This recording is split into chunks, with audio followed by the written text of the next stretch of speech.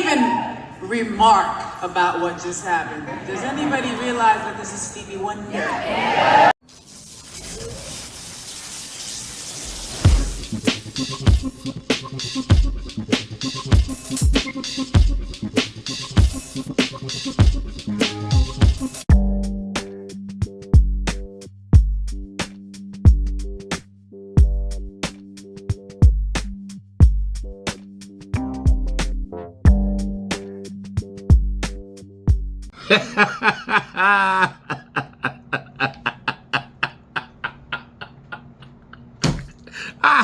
I'm sorry.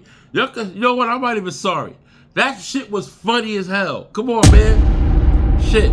Black History Month, man. It's already starting, man. Come on, man. Shout out to Mariah Carey for not, Mariah Carey don't give a damn. Come on. Come on, man. Everybody know Mariah Carey ain't rap too tight, man. She's fine as hell, though. Beautiful. Shout out to Nick Cannon. You scored with that one, but we already know. Come on, Mariah Carey don't give a goddamn, man. Come on, man. Let's be honest here, man. Come on. And it was crazy because Stevie Wonder was on the point. When you receive awards and citations and all kinds of stuff, everything's coordinated. This is all planned. I don't know what happened if the wires was crossed, but Stevie was ready. Stevie grabbed the mic. He was like ready, and Mariah went 2 blocks down and just left Stevie hanging there. She didn't give a damn. She didn't give a flying fuck. She just said fuck it. And then Stevie said, and you can see the look on Stevie's face. He was just sitting there like, oh, really, Mariah? Okay, all right.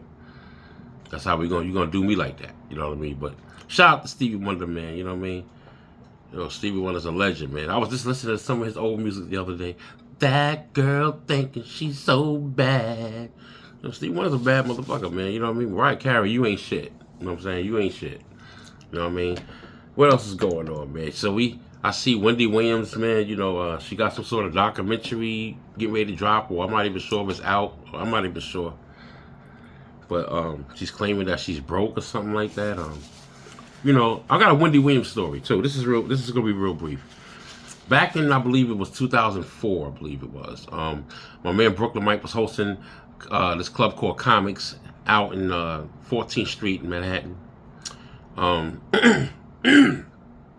During that time, Wendy Williams was throwing events there. You know what I mean? She was on BLS. She didn't even have the Wendy Williams show at the time.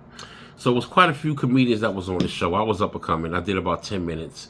Got a round of applause in my set, beatboxing combined with comedy, doing sound effects and all kinds of stuff.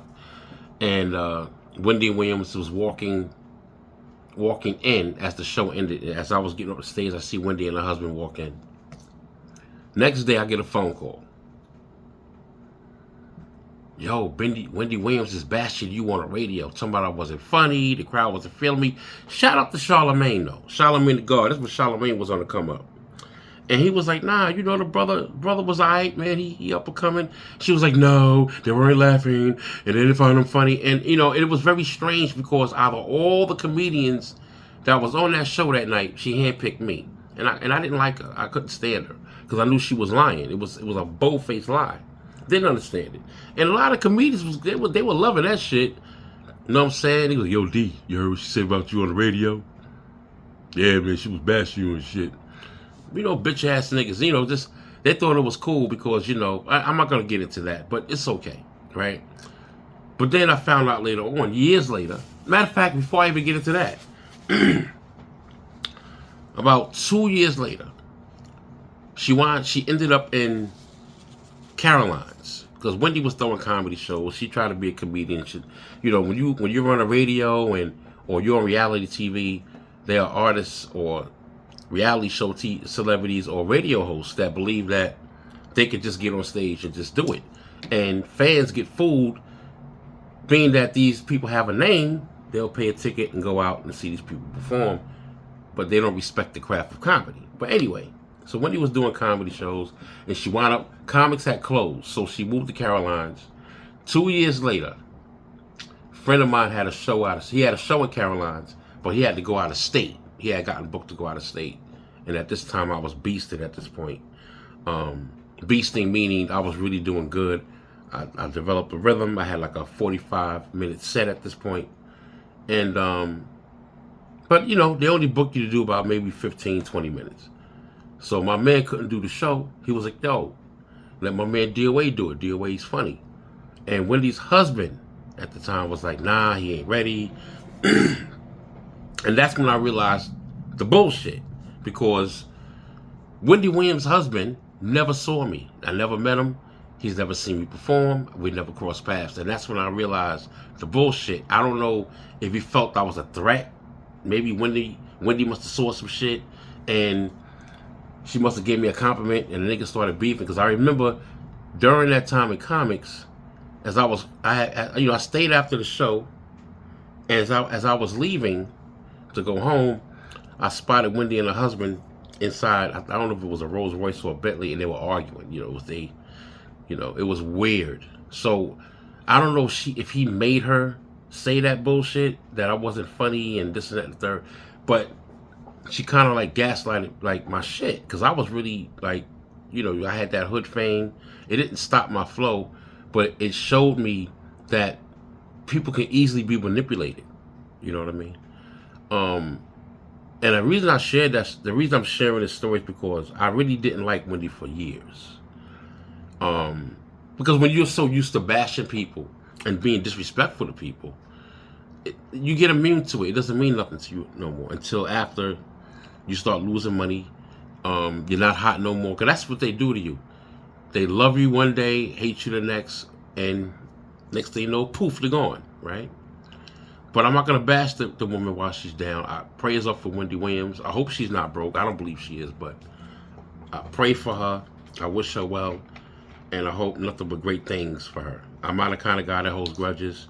I'm not the type of person that's going to be on some, I can't believe she said that and did that. I just know that sometimes in life things happen. And then sometimes things happen.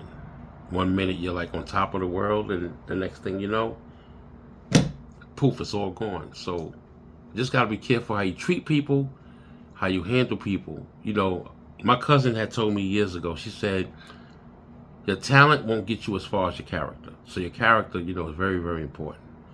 You know, people think because they have all these skills and they're talented and they're bright, it's going to get them ahead. You know, you got to be a little likable. And you have to show people respect. The same people you meet on the way up, the same people you're going to meet on the way down. You feel what I'm saying?